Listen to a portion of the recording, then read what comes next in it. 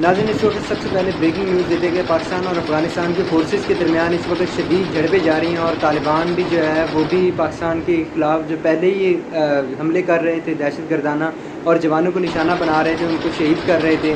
اس کے بعد جو ہے وہ کچھ روز قبل فضائی جو حملہ ہوا تھا کابل میں، اور اس کے نتیجے میں اطلاعات ہیں کچھ یہ کہ ابھی حملہ ہوا ہے. اس وقت 27 مقامات پر جو ہے وہ شدید فائرنگ کا سلسلہ جاری ہے.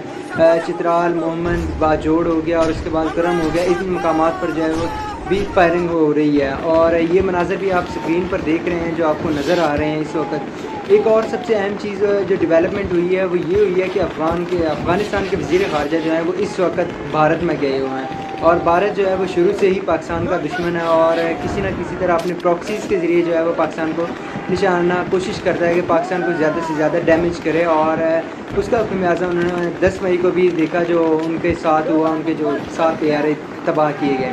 تو اس وقت جو ہے وہ مغربی بارڈر پر بھی بہت زیادہ فائرنگ ہو رہی ہے، کچھ مشرقی بارڈر پر بھی ہلچل ہے، کیونکہ اطلاعات ہیں پاکستان کے پاس بھی کہ بھارت جو ہے وہ دوبارہ چھیڑخانی کرنے کی کوشش کرے گا. تو اس وجہ سے ابھی جو جتنی اپڈیٹ آ رہی ہے وہ ہم آپ کے ساتھ شیئر کر رہے ہیں.